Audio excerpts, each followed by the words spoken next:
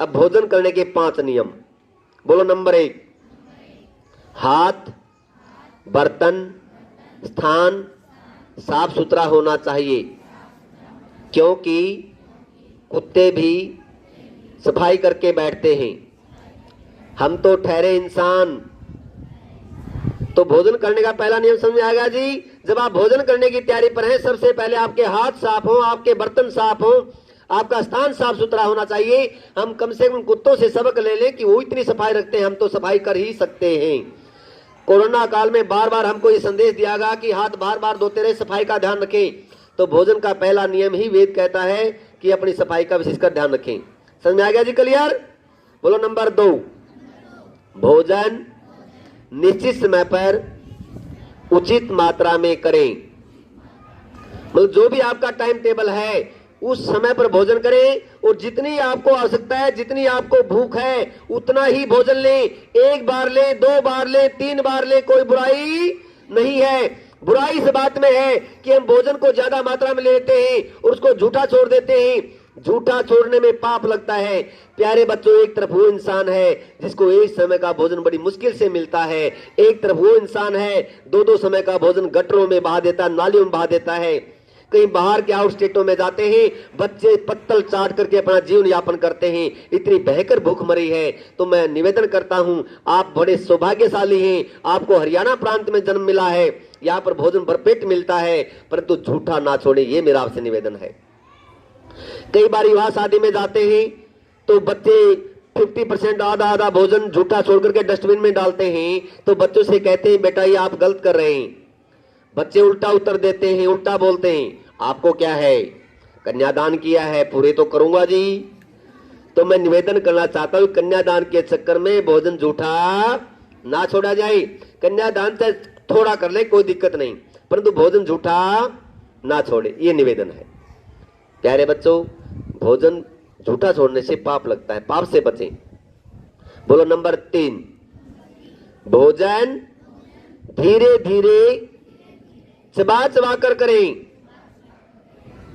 कई बच्चे जल्दबाजी में, बस की वैन आ गई जी, जल्दी चलो जल्दी चलो, रास्ते में खाते खाते चलते हैं, भोजन का कबाड़ा बना दिया, भोजन को समझा ही नहीं भोजन क्या चीज है। तो इसलिए निवेदन करता हूं, धीरे धीरे चबा चबा कर भोजन करना, अन्यथा भोजन का कार्य पाचन शक्ति को करना पड़ता है। जो दांतों से हम चबाते हैं उसका कार्य फिर पाचन शक्ति करनी पड़ती है, पाचन शक्ति को डबल काम हो जाता है, इसलिए हमारी पाचन शक्ति खराब हो जाती है। तो इसलिए पाचन शक्ति को अपना काम करने दें, दांतों को अपना काम करने दें, इसलिए चबा चबा कर भोजन करना चाहिए। बोलो। नंबर 4, अनमेल भोजन का प्रयोग नहीं करना चाहिए। मैंगो का भी सीजन चला हुआ था पीछे, कई बच्चे बाजार में जाते हैं, मैंगो वाले से कहते हैं, भाई साहब मैंगो का जूस बना दीजिए। मैंगो जूस बनाने वाला क्या करता है, उसमें 50% पानी, 30% बर्फ का पानी, 10% चीनी का घोल, 5% दूध का और 5% मैंगो का जूस। तो आप वो जहर पी रहे हैं, जूस नहीं पी रहे। जूस बनाने वाले से कहिए, भाई साहब से थोड़ा बना दीजिए, पैसे 2 रुपये फालतू ले लीजिए, परंतु इसमें केवल मैंगो का ही जूस होना चाहिए और कोई मिलावट। हाँ, मीठा आम है तो आप उसमें दूध मिला सकते हैं, मीठे आम का दूध का संगम है, उसमें दूध मिला करके पीजिए, जूस बना लीजिए। अगर खट्टा आम है उसमें दूध मिला लिया तो गड़बड़ हो जाएगी, इसलिए ध्यान रखें। मैंगो का जूस बनाने वाले से कहें कि भाई साहब मीठा आम लीजिए और इसमें 50% दूध मिला दीजिए और वो पी लीजिए, वो आपके लिए अच्छा रहेगा, अन्यथा नुकसान करेगा। बातें बहुत हैं अनमेल चीजें बताने के लिए। शहद के साथ गर्म चीज का सेवन ना करें। यदि आप शहद खा रहे हैं साथ में गर्म चीज है तो उसका सेवन ना करें, ठंडी चीज का सेवन कर सकते हैं शहद के साथ।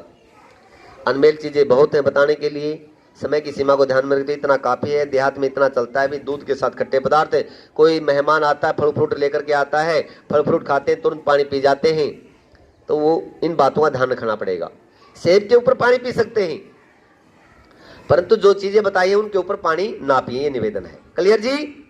बोलो। नंबर 5, भोजन करने के बाद कुल्ला अवश्य करें, बर्तन अपने स्थान पर रख दें। मतलब कहीं भी आप पार्टी शार्टी में गए, वहां शादी में गए हैं, वहां पर डस्टबिन की व्यवस्था होती है तो वहां पतले आदि डस्टबिन में डाल दें। घर पर है तो घर पर जहां पर माताएं साफ करती हैं वहां पर रख दें। तो कहने का भाव यह है कुल्ला करें, बर्तन अपने स्थान पर बोलो जी रख दें। तो ये पांचों बात क्लियर हो गई, 5 नियम समझ में आ गए। इस तरीके से भोजन करोगे तो भोजन का लाभ भी होगा और स्वास्थ्य भी ठीक रहेगा।